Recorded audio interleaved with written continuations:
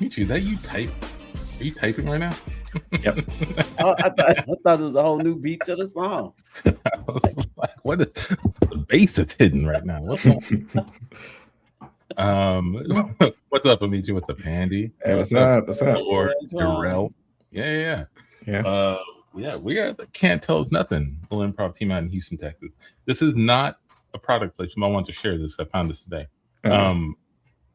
So what I have here is Arizona spiked tea. Oh, okay. I don't think it's kind of blurring it out. Yeah, it says hard. You can see it. Yeah. It says hard on it. Yeah. I hadn't seen this before. No. And it was a weird mix of nostalgia and like, what the hell are these guys doing? Because I used to get down on Arizona tea when I was a kid. And these things were a staple of mine. 99 cent on the can. Yes. This is not 99 cents. I was about to ask you. Yeah. Wouldn't that be a thing? They just kept it for anything they make. 99 cents. Don't matter. I'm gonna try it out. I'm gonna try it for the first time. Try it right now. Ginseng. Yep. Haven't even opened it yet. Okay. Ow. But this isn't about this. We have a very special guest joining us tonight. And I don't want to leave him out there too long. You know who it is. You see his name. But I gotta say, he is an actor. He's a writer. He's a comedian. He is a writer on The Daily Show. He was nominated for an Emmy 5 times. 5. Don't forget it. I'm going to bring him in right now.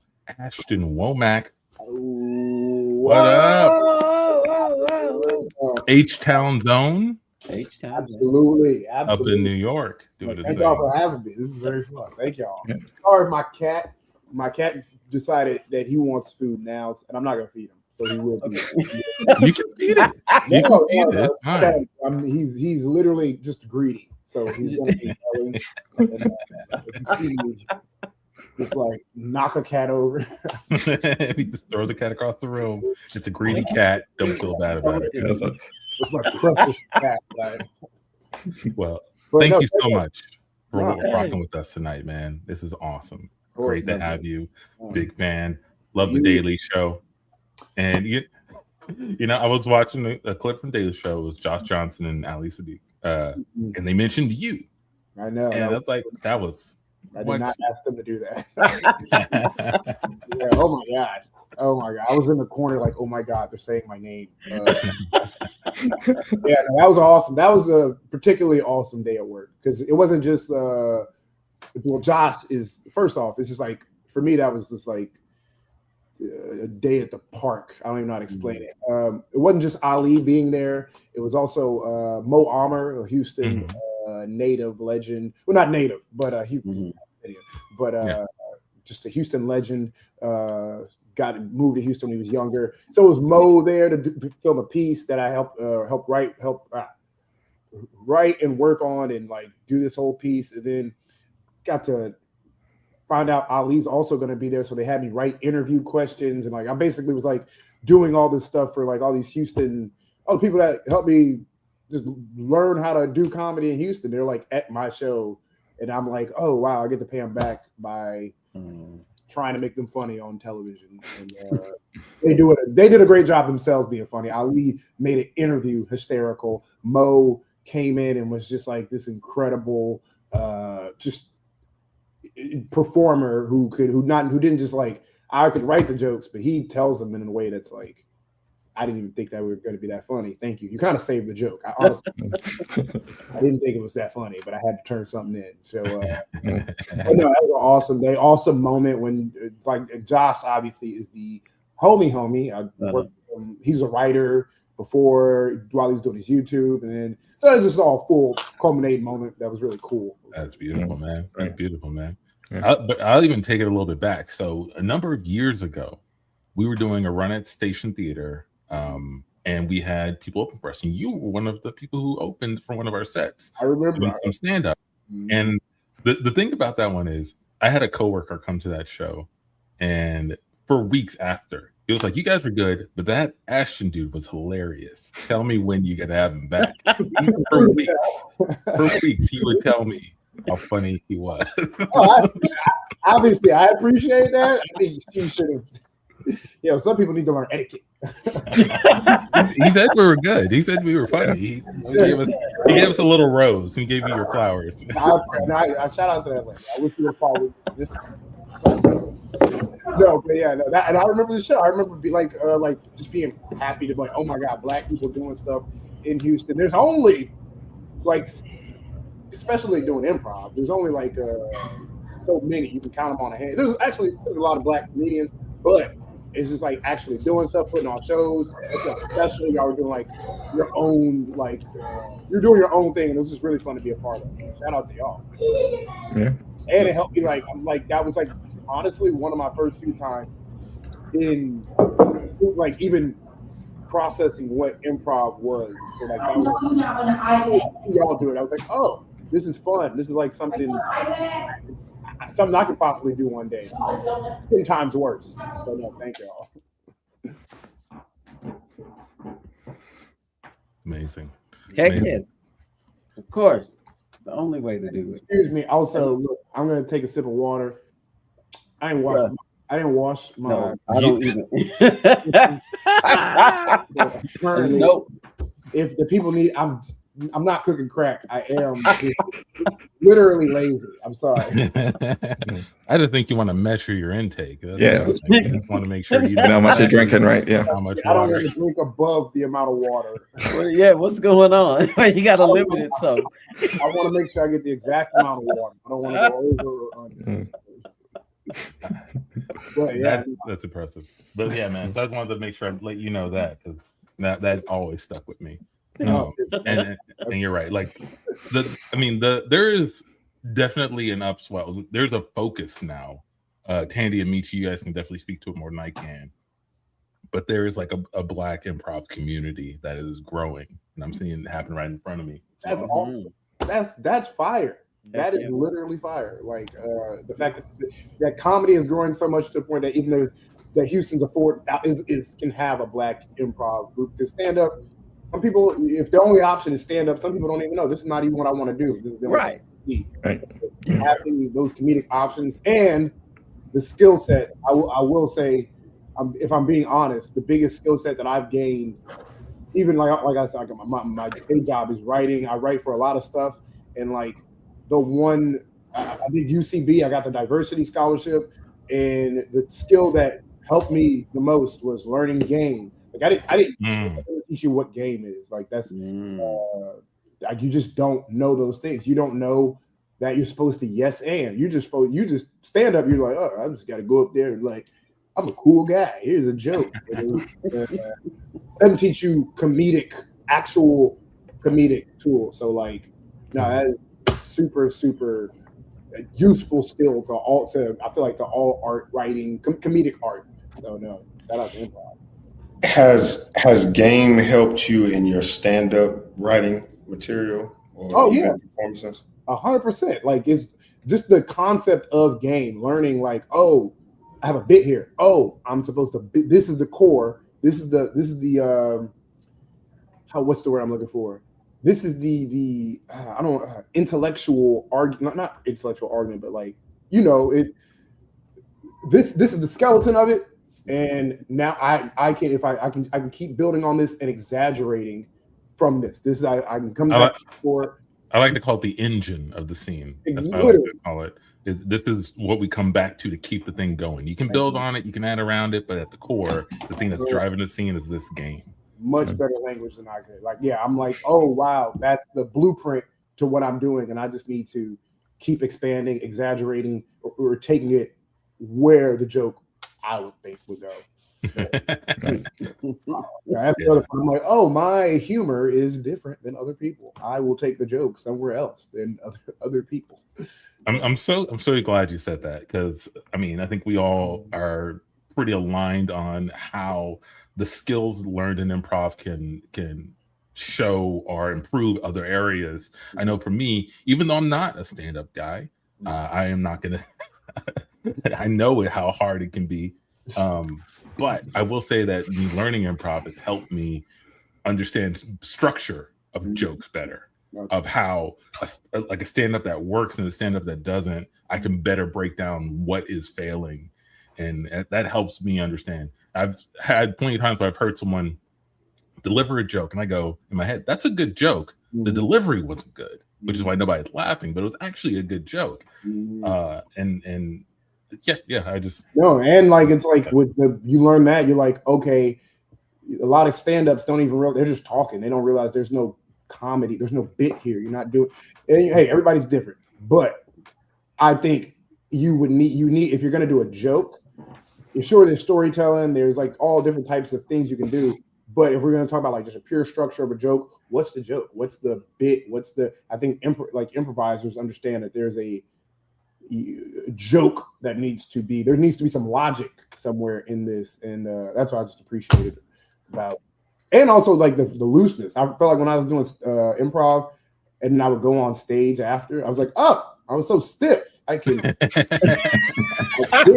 Oh my God, I feel free. I don't have to like rely on the material. Like it's like bring it out. It helped me be genuinely. It did help me like when I'm on stage. I'm like, hey, dude. Oh, well, player, what's good? Hey, what's up, gangster? Nah, yeah. No, good. I've felt the same. I've watched people who trained in improv and then started doing stand-up, and I went to an open mic, and I'm like, one thing I can point out is that the improvised trained stand-up comedians perform better, whatever that means. The performance is better. So I guess what you're talking about, the looseness of the body, or even the themes, what you can add to it, what you can do. Improv helps. No, improv 100%. It 100% helps from just you. Like I don't have to. I'm always gonna have my jokes tucked in my life. But I also can be loose enough to be talking to people in the room to use something they say as a jumping point off of a joke. Like before, I would be too scared to do any of that. But now I'm like, oh, I'm not as afraid because I can just have a conversation with people, or I know it's exaggerated, or I know just there's a bit there. Let me try to explore this little bit over here. So no, improv absolutely helps. My hands down. All right, I'm gonna go on to bed. You said all I need to do. Justification, vindication. I'm not saying that nobody ain't already told me. I just felt it like, oh, I feel it. I feel this. Can I learn a little bit more about your story, Ashton? Just like how you got into the comedy scene and like how you like cut your teeth and learn what you learned and made your way to New York. Oh yeah, no, it was my story. It's pretty. It's not that straightforward, but like I've been loving stand up since I was literally born. Like I'm not even kidding. Like it's when I was like 4. They asked me before I was even 4. My mom and dad. My mom and my aunts and my uncles. They would watch. We watched Tales from the Crypt, and then we watched like Def Comedy Jam and like all. I didn't know what was funny, but I just felt that. Crypt Keeper has some jokes, right? Crypt Keeper has some jokes. Right? Yeah, but I was so young, I didn't even I just knew there's a guy on stage saying something, and my family were like, and so I just picked up on that. I was like, oh, this is a fun just thing. We're all sitting around watching the guy talk, and I'm talking Pampers, and like my mom told me my first joke. She was like, one day they used to go to a club called The Front Door, and when I was a baby, they kept going, like, oh, the front door is closed. And I was like, I said something to the oh, then why don't you go to the back door? And y'all stopped. Like, this little nigga can talk? What? First words was a joke. Just seeing their reaction. I remember just the reaction, and like, so comedy's been saying I've been wanting to be a comedic person like all my life. And then this is a crazy sentence. I met my dad, which you're supposed to know that nigga, but I met him. And then when I was like 13, and he was like, what do you want to be when you grow up? And I told him, I was like, I want to be a stand-up comic. And then he was like, bro, I'm a stand-up comedian. Why do you think I'm not here? I'm like doing stuff. Literally, it blew my mind. I was like, what?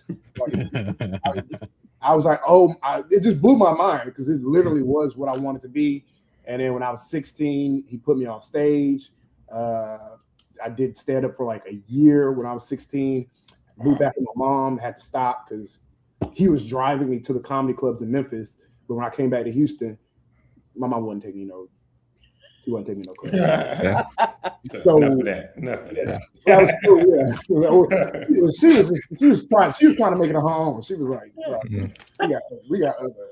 She didn't want to take some late night open mics. No? Yeah, nothing. She was like, get a job. We need money and food, right? I was like, all right. But when I got to college, basically once I moved out of my mom's house, was staying at U of H, I found out there was the Laugh Stop, I think that was called at the time. And I tried to go there. And I went there like right before it shut down, like 6 months before it shut down. Tried to go, went on stage, bombed. I was like 22, 21 maybe. And then I was like, well, that sucked. And then a year later, I was like, I'm going to do it for real. And took it, ever since then, took it seriously every single day since I was like 22 years old in Houston, going to open mics, Fitzgerald's, St. Dane's, whatever the Rudyards, it just improv, just want to do comedy. And it was like a nice, especially when I was coming up, there was like a strong, people my age who had work ethic and were like, yo, this is how you do stand up. Here's how you have ethics and integrity in stand up, which I really appreciate. Because I already have my own. I didn't need nobody to tell me, yo, don't steal from niggas. But she's wondering. I am a good person. But, it's just like artistic integrity. Everybody had their own voices. Everybody had their own, like, they just had their own voices. And like, it was like impressive. And it was exciting. Like, oh, whoa, a whole thing I can explore. And I can write my own jokes. And I was very proud of having my own jokes and doing my own thing. And so Houston helped cultivate that to the point where, do stand up in Houston. I had a bunch of contests. I was like, let me enter in them. I was winning a little money, felt a little confident. And then eventually I was like, all right, if I could be broke in Houston, I could be broke in New York.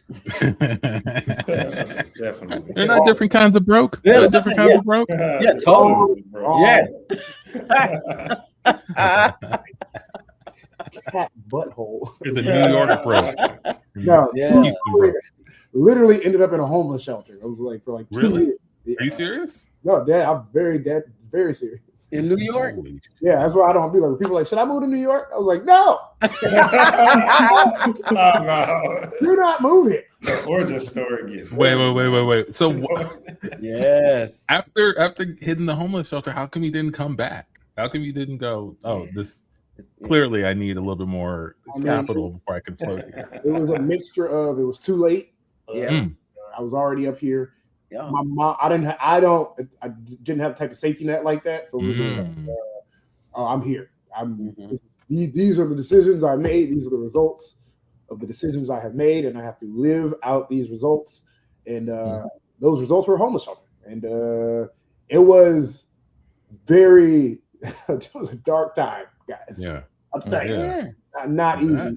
But like I wouldn't trade it, that's for sure. Like I'm very grateful it happened for real, because like I honestly did become I really was like a little ass boy. I didn't have any type of like, I was just no type of like meditation, eating healthy, taking care of myself, like living in that shelter for real. I was like, okay, I gotta like lock in for real.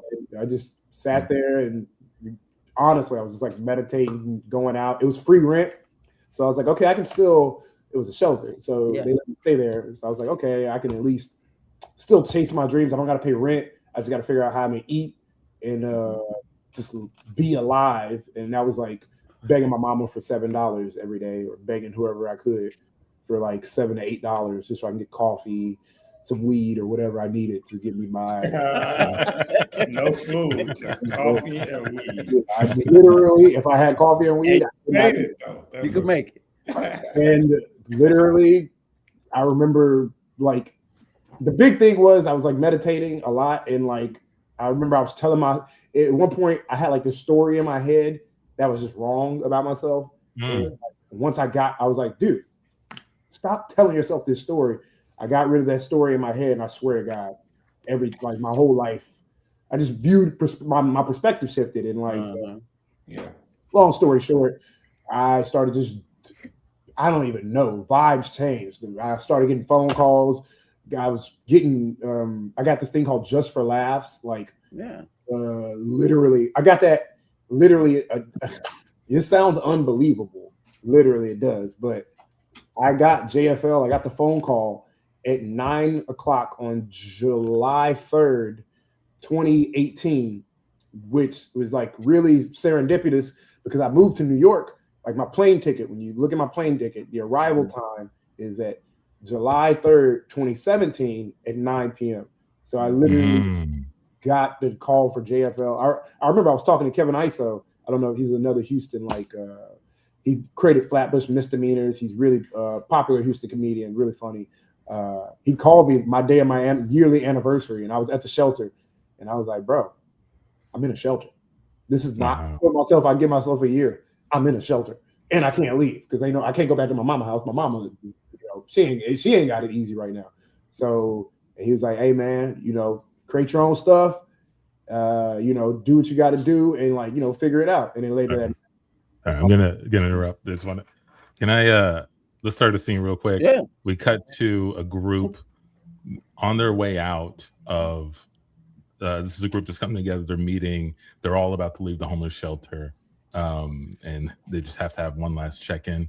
All right, guys. First off, congratulations. Yeah. You've been able to gather enough resources to get out of here and start your life in the city. Get a roof over your heads. Yes. My job here is just to make sure that your mind is right when you get out there, because that's a big part of it. And one of the first things I want to ask all of you is, what is the story you're telling yourself? Because if you're telling yourself the wrong story, you're going to end up right back here. So I just want to make sure that you guys are telling yourselves the right story. Amici, you've been in here for about 18 months. Proud of you, proud of your growth. Thank you. I just want to hear a little bit about the story you're telling yourself about who you are and what's going to happen to you out there. Okay, well, I think I'm somebody who's ready to bounce back, ready to get back on my feet, and the only way is up here for me. So right. I have a positive outlook on how things are going to go. That's right. That's the way to be. That's the way to be. Yeah, give it a hand. Give him a hand. Yeah. He's bouncing back for sure. Handy. Hey, look, I've been the story I tell myself is that I'm walking toward the light. The darkness is behind me, brothers. Okay, darkness is behind me. I'm walking toward the light. Feel it on your face. Walking to it. Thanks. Great story. Thanks. Yeah. Ashton. Yes, I thought about this a lot actually, and I'm changing a lot of things in this story. I'm not addicted to the crack. The crack is addicted to me, and I can't accept, if this is the love that I'm getting from the crack, then why stop love? So wait, I'm sorry. Yes. Did you say why stop the love? Yeah. I'm not. The crack loves me, so why stop something that is clearly a connection is there? Well, no, an addiction is there. An addiction is there. The crack doesn't have feelings for you. The crack is harmful. Let's go to John. Let's listen to John's story. John, you mind just as an example? Well, I kind of feel what Ashton's saying. I like my relationship with coffee and weed has been so instrumental to my life. Okay. And it's like I be having threesomes with him. You know what I'm saying? I ain't never had threesomes with an upper and a downer. I be having threesomes. Okay. That's not exactly the way that I would personify. I agree, brother. I agree. And and technically, when I said I'm walking toward the light, I mean like when you hold up a bottle of Hennessy, like in the sun, and like it looks like the sun, that's the light. Wait, no, that's not the light. Kind of walking toward that. That's the obscuring the light. You want to we are no longer blacking out. We are walking towards the light. That light. Yeah. Okay. Yeah. Hennessy. Sunlight. No, not the Hennessy light, just regular sunlight, unadulterated, unfiltered, on your skin, freedom, right? Right. Yeah. Hennessy. I mean, you hear what I'm saying? Yeah, like how I said, the only way is up. Yeah. Yeah. Sometimes exactly. I'm getting up because maybe is it crack? Is it a crack? It's not be, right. No, it's not. Could be, man. It could be. I should have limit myself, right? I should not limit what could take me forward. There you go. I mean, there was days when I didn't want to get up out of bed, and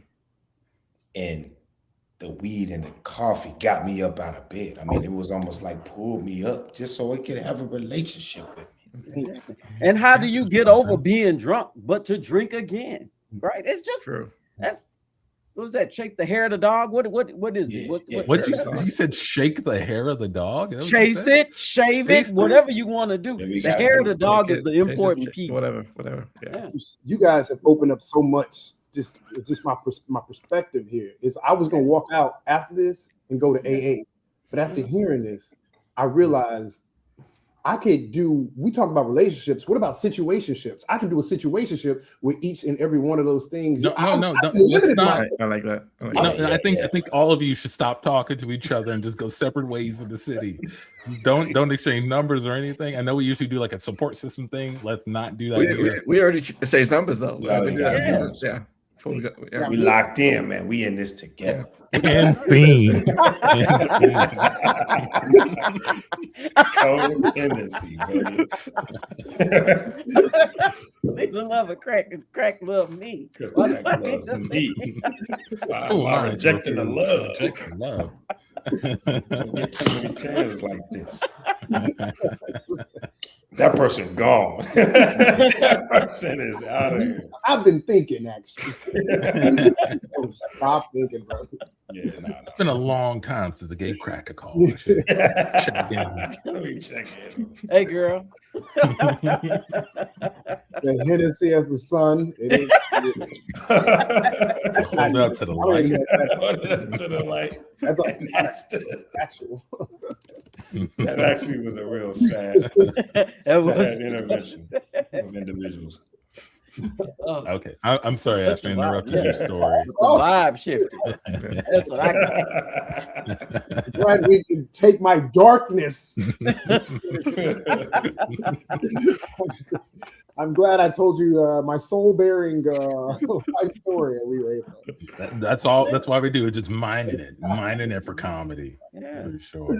I love that. But yeah, you got the phone, or you got Just for Laughs. Yeah. Oh, right yeah. on the anniversary. Right. And also that's why also another reason why I wasn't moving back was because it was like two things were happening. I was living in hell, but also I was making minor little, I could feel something happening. I was like, I don't know what this is, but this is the most motion I've had in a long time, or just like in my comedy career, just getting most opportunities. I was like getting, people were like, oh, I submitted you for something. And just learning like, oh, wow, people are like talking about me out without me. Like people are just talking about me out there. That's crazy. I got to just keep showing up. And I was just every day, but something new would happen. And then eventually I did an open mic. Even after I got JFL, I got all these opportunities. I got a manager and all this. And I still was living at the shelter. Matter of fact, they paid me like $100, and I kept that $100 because I was like, I got to take this back to America. I broke. But I basically, to try to make a long story short, eventually I was at an open mic. This is a weird story, but there was like a predator there. He was sitting front row, and instead of he was like a guy who every time like women would complain about a creepy dude in the scene, he would be in the comment section on Facebook, just dismissing whatever the women were like saying these dudes were doing. Like he was like a lawyer, and he was just notorious. He was an incel, and he just was like always harassing women if they ever made a complaint about a man. So I saw him at an open mic at Creek in the Cave, And instead of doing my set, I just was like, "Hey, you're that guy who's." I just made fun of him. I roasted him. Nice. I was like, "Yeah, you're the guy who's always like defending rapists or something like that." And he's like, "Go fuck yourself." All right, if I did, you would defend me. Literally, literally one of my weirdest sets I've ever had. It was like I did well because everybody was like, "Yeah, cook his ass," and I got off stage, and then people from the Daily Show were like, "We loved your work. Would you like to submit to the Daily Show?" Your work. Like you roasting assholes. I was like, I do other jokes, guys. But literally that night, they were like, "We're one of our researchers is getting promoted to writer, and we're looking for a new researcher. Yes, I know you want to be a writer, but we're looking for researchers." And I was like, "Bro, if I can get my foot in the door, I don't care at all." And so, were you into politics at the time? Like, no, not. I've never been into politics. I'm just black. I just like politics is into me. Politics is into leave me alone. Keeps talking about black people. And that guy defended politics in the comments. That's right. Well, literally. So it's like, I guess I don't want to. I like to talk about goofy. I like to talk about ignorant stuff. Yeah. But all the ignorant stuff is like politics. So right. I would have like some jokes. Like, yeah. I never came off like, "Oh, this guy, I was way more ignorant than anything." So, but Trevor was working there, and I think they wanted more at the time. They were really looking for like just they had like a white-ish research team, and to research you got to just submit ideas. And he's like, I'm black. I need somebody to submit some black ideas, and that's literally what I was doing. I was like, whole page of black ideas. You're right. Just a stack of black ideas. Yeah, literally, and even that I had to like because I didn't want to be not typecast, but like just like pigeonholed to just black stuff. I had to like start. I was like, no, I have other ideas. It was like it got me into the door, but eventually they started taking like my intellectual ideas, or not. I mean, they're all intellectual, but like things that aren't tied to just this specific lens in life. I'm also your sense of humor. Yeah, like not like I just had a bunch of things that I wanted to talk about, and eventually, like trying to make this. It's such a long story, but like wrapping it up. I'm loving it. No, that's great. How I got hired as a writer was we were doing really successful with my pieces. Like, so I was getting a lot of buzz at the show. They were like sharing a lot of my stuff just because everything was like, it was really going like for me, 10 out of 10. I was like, oh my God, things are going well. And so I had enough courage for when I saw Trevor was hosting the Grammys. I was on a flight and his trailer came up. Trevor Noah hosts the Grammys. Like in 2019, I just texted the producer. I was like, bro, tell Trevor, I don't gotta look. I know he's writing he's doing the Grammys. I got some jokes for him. I don't care if I get credited. I don't care about nothing. I just want to it'd be cool to see some jokes that I did at the Grammys. I listen. I know I'm probably a lot more people are older there. So I was, especially at the time, I was like more into, like, I'm just like the guy who listens to music. I'm the guy who comes in. I know more about pop culture music, so I can probably write a more succinct joke that fits in with the times. And they were like, yeah, go ahead. Submit some jokes. We'll see. And then at 3 a.m., Trevor called me. He was like, yo, you're hired. We're going to bring you out to L.A. Awesome. Amazing. Yeah, I love that. And from Grammy, voted me the writer. I was like, oh, money. How did it feel getting that call? It felt literally life-changing because it's literally like living with I went from living with roommates to being able to like barely. One, I was very happy with my little $54,000 a year salary. Woo! I'm not even kidding. I was like, oh my God, how does life get better? Like, I was like, I had my roommates, I had my room, and then I was just like locked in trying to I don't know what I was trying to figure out, but yeah, I saw Trevor hosting the Grammys. I said, bro, let me give you some jokes. He told me, he was like, hey, I'm hiring you. This job does not pay a lot of money. It's a vanity gig. And then he paid me the most money I ever got paid. Isn't that some shit when that happens? When people are like, look, it's not going to be a lot, but whatever. Yeah. And then they pay you like, holy shit. I was like, you are too rich. Yeah, right. That's what that says. This is the most money I've ever got at once. It's still, I do it each year. It still is the biggest. I mean, it's obviously my paycheck collectively is my big bag, but doing the Grammys is still like, oh my God, especially back then. I bought a gold chain. Yeah. Way to go ignorant with it. Way to go. Yeah. Well, I told myself, I was like, if I get this Grammy job, I'm buying a chain. That's how you do it. You reward yourself for your good work. Every Grammys. Heck yeah. But I want to, not to cut the story off, but I saw I love your social media videos and content you posted. There was one that made me laugh so hard, and that was speaking of writers, the Kevin Hart roast. And it was the one where you basically was like, oh, I'm gonna put on some other dope black comedian, put on an Eddie Murphy. Gay. It should be exist. And I was like, that was so dope. But I'm glad you get to have an avenue to kind of show your, like I said, your full range, man. And social media, that shit is like it's a blessing and a curse, but like I don't even like to see it as a curse anymore. I just like, dude, it's a canvas to like anytime. One thing that would like get me in my little feelings was like Daily Show.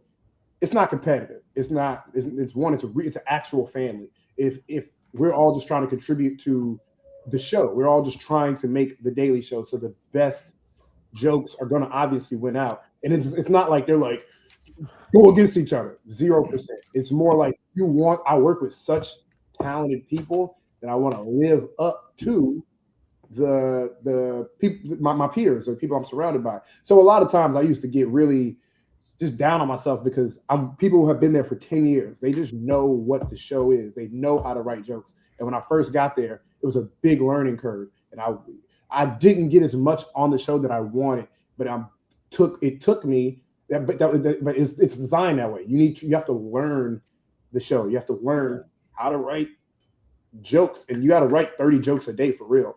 And wow.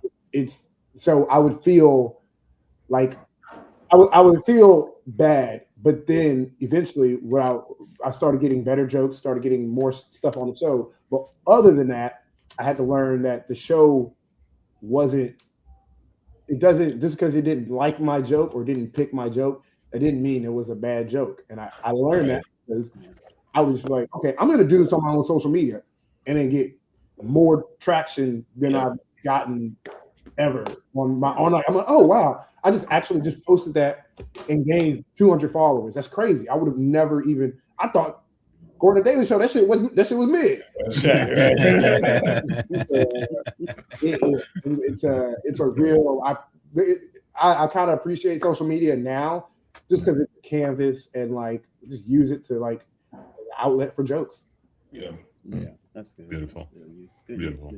My last thing is I also like watching you go back and forth on some of the videos that are more political and seeing how much and the reason I like bringing this up is Antoine is also our resident social media debater. But you know what's crazy? To your point, it's like, man, of all the ignorant, absurd things that happen in the world, politics is where the lion's share of all the craziness happens and the craziest ideas.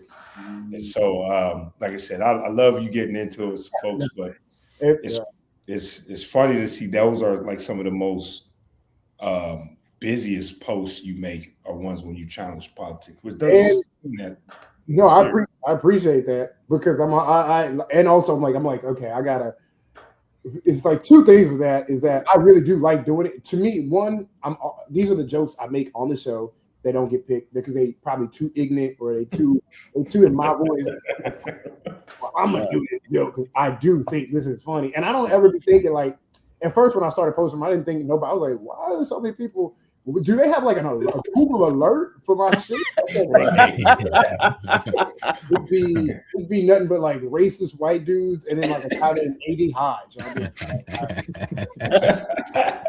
I don't know why it's the same people, but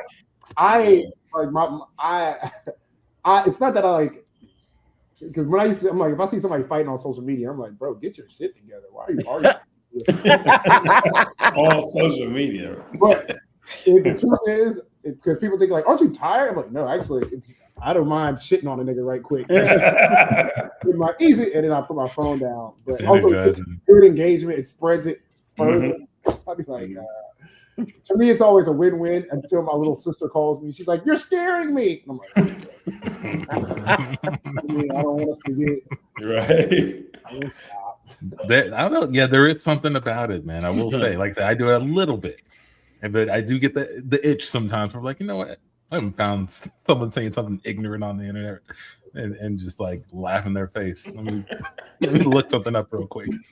Well, part of it is like I'm just like, oh, the people I'm arguing with are just like, it's never like I'm having a genuine debate with anybody. No. Like, oh, you're stupid, and then let me see if I can generate some. Whatever. I will engagement farm Republican hate. Right, it's slow hanging fruit. They bite every time. Literally, they see my stuff way, especially on Facebook. They'll see my stuff way before any of my friends, or I'm like, I don't know. Nobody I know likes my stuff. I just know that Republicans hate my stuff. I argue they love it. They love to hate your stuff. It's like you said, most of the time when I see it, it's already hundreds of threads of some of the most craziest. Some of them didn't even read or hear what you said. They just immediately went to like. That shit always blows my mind. I'm like, but I mean, that's like that's the social media formula. They designed it to make people enraged. They're specifically putting my videos in front of. They're not putting it in front of. Oh, I agree. Like, no, they're finding the person who would hate my video the most. We hate him. We cut to a social media group that posts things for Republicans. All right, guys. So, hey, as I said when I welcomed you guys all into this group, we're all family here. You know, it's not a competition. No. You know, we're all submitting ideas for posts to really get engagement from the Republicans. And, you know, if we don't pick yours, that's not a big deal. It's not a big deal, you know? Some of us have been doing it for longer, right? But I've been hearing some murmurings in the DMs that some people are feeling a little slighted by this. I just wanted to make sure we just get it all out in the open. If anybody has anything to say about farming Republican rage for clicks and likes and whatnot, and feel like you're not getting heard, now's the time. We're a family. Let's have a family meeting. Well, I had my idea. I had my pitch that no one's responded to, but making Dolly Parton black. Remember, we did the whole Black Little Mermaid thing that got him up, and Oh, that was great. That was lovely. Beautiful ideas.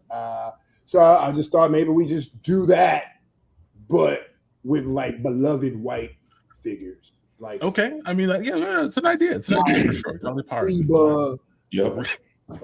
Black Reba. Elon, you got to do a black Elon.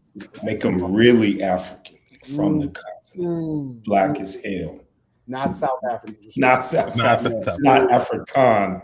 African, black African. Yeah, I like that idea. Right. Yeah. And we did pass over the Dolly Parton idea, right? And if you felt some sort of way, now's the time to share it, right? Listen, I mean, because we went with the Haley Williams idea from Paramore, right? We had to compare the two, whether or not to do. A lot of people a bit more contemporary. See, big titties. What if? Hey, big ass. That's all I'm leaving on the table. I was with you, man. I was with you. I can't just do all the thinking around it, but hey, Yeah, you're not, because we're a family, right? Yeah. Right. Tandy has been submitting Republican Rage posts for 4 years. She is a pro. Tandy, if you don't mind, can you just break down just a little bit of your process for how you really nail it, you know? Right. A little bit of my process is I think about what makes my life livable in this country. The fact that I can vote, the fact that I at some point had some autonomy over my own body. I think about those things, and then I just reverse it and throw it out there for the Republicans to just gnaw on. I say, there they go, taking their vote for granted again. We need to reinstitute a poll tax, right? Or or something like all the money that we collected in poll taxes, we should now use to get Jerry curls for. Yeah, you guys get the idea. Everybody in Congress, something like that. Just anything like that. I'm biracial. I am biracial, and you are pissing half of me off. I'll say it's working. Good. I'm glad you feel it. I've been doing this for a while. I'm not new. When I came in, I was new, and a lot of my ideas didn't make it back then, but I knew to stick around, and eventually I'd learn it. Because so many of those jokes were in my voice. I had to think about the Republicans. I had to think about their voice. Yeah, sure. No, that's true. That's true. Interesting.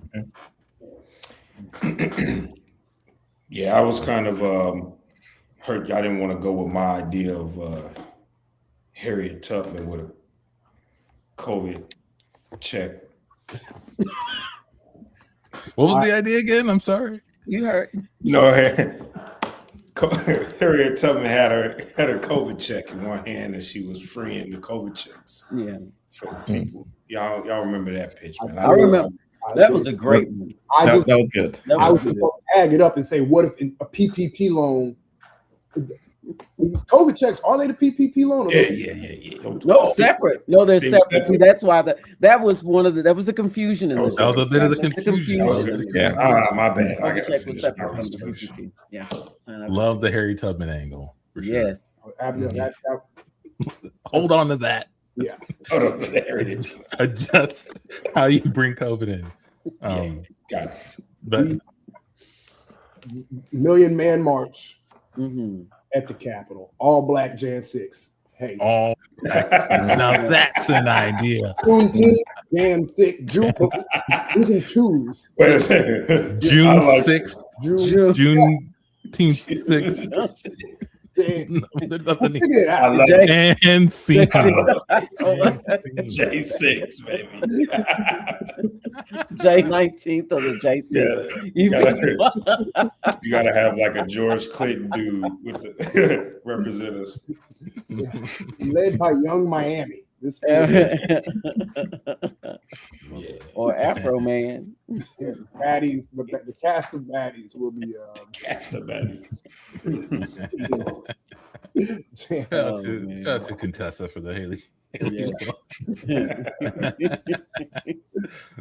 Inexplicably at the barbecue. All right. I'm sorry. So Ashton, so what's your days like now? Like, how do you how's life changed since those early years? Well, I've always been busy, but man, it has increased.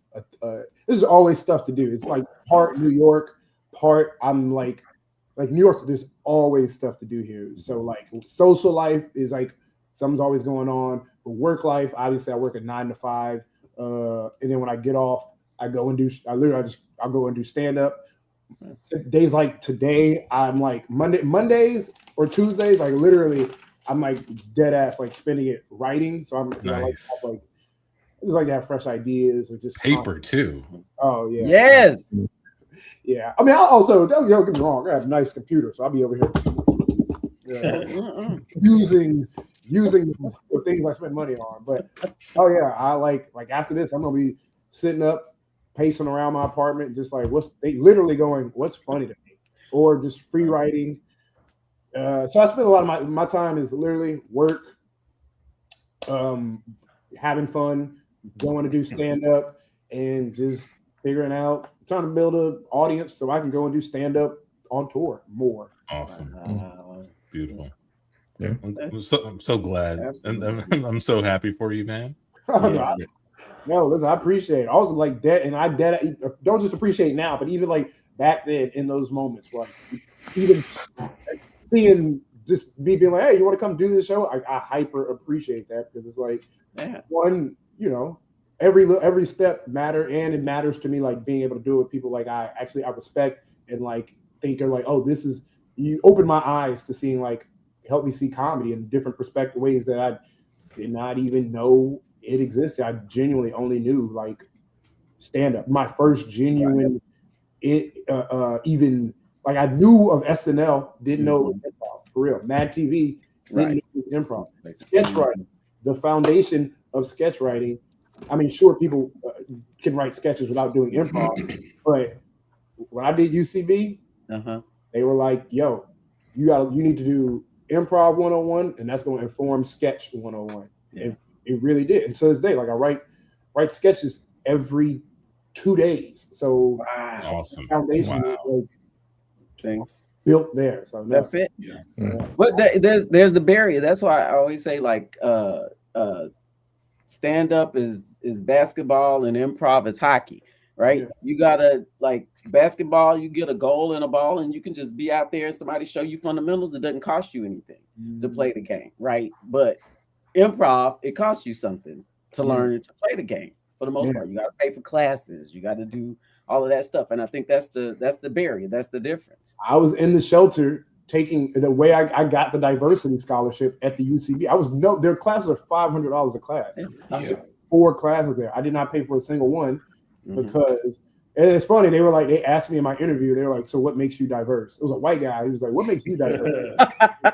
Brother. And I just felt so demeaned. I didn't even want to say black. I was like, I'm poor. He was like, oh, it works.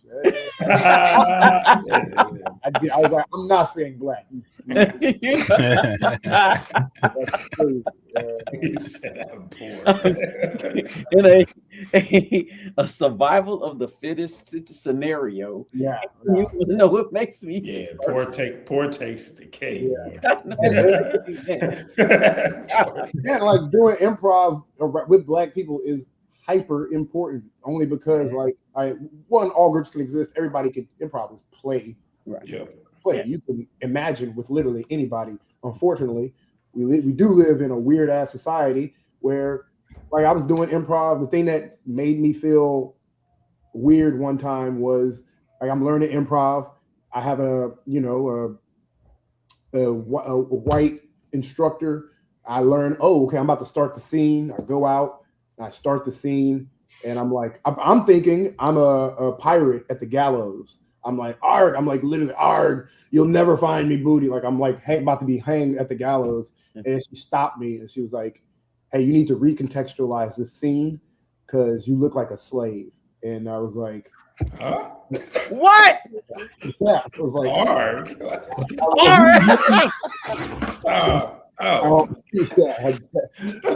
Slaves are booty. What do you mean look like? Slaves are booty. I literally opened up with arg, you'll never find me. Arg. What fucking slave? Yeah. I'm offended at her. I want you to tell me, what does a slave look like? You tell me. I immediately get it. I was like, I'm never doing it. Oh my God. Actually, I got mad and I started becoming not a good improv. I would like, you know how in improv you can like when somebody joins the scene, you can name the other character. So once I figured that out, and after she did that, I was like, wow, Robert Kelly, what a crazy Mr. Weinstein, and they'd be like, yeah, stop giving these people these names. You said crazy stuff to me first. Arg! I am not gonna sleep tonight. I'm gonna toss and turn about that one. Literally, no exaggeration. It stopped me 5 seconds in. She was like, on the first line? It was not even 3 seconds in. I stepped forward. I said, arg. I had my hand around my neck. And I said, I might have done it for her, but I'm thinking in my head, I'm literally Jack Sparrow.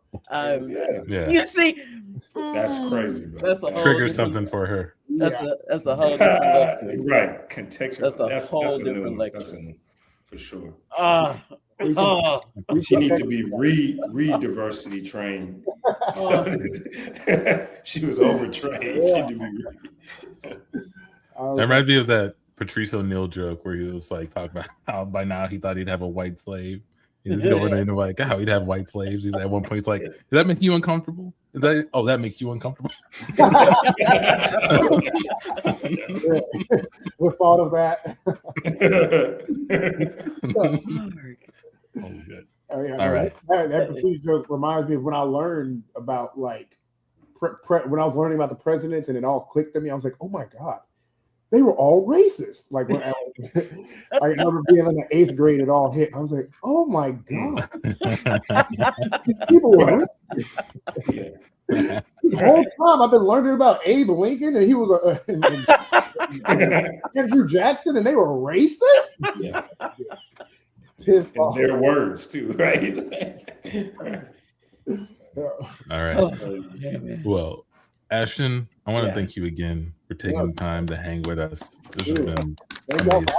Great times, fun times. We also seriously, and I want to thank y'all for real, like from the bottom of my heart. Y'all helped or usher me in and just like nurture me and just the things I got to see from y'all. I can't say enough. I'm like, oh, this is cool. I'm glad this exists. I'm glad that one, y'all have community because stand up. We lone wolves out here. We have. I wanted to tell you that we have 2 teams coming out to Del Close Marathon from Houston. Both of them all Black teams. We all in New York. Yeah. I'm there. Literally, say less. Tandy's other team, just us, all Black women. Friday. What day is it?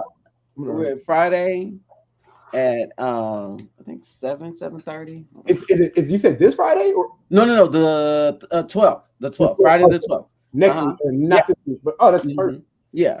Actually perfect. And then we perform Can't Tell Us Nothing performs Sunday. Oh, and where's the Del Close? We are performing at the East on Village, the East. right? East Village. East Village. That's perfect. Yeah, Contessa got it. You got it, Contessa? Yeah. Dope. Yeah. Nice. So we'll be there. I'm 1,000% pulling up. I do a podcast on Sundays. If not Friday, I'm definitely pulling up on Sunday. Friday, I'm okay. I already know Friday I'll have a show. But Sunday, I'm completely connected. Okay. Sure, man. Amazing.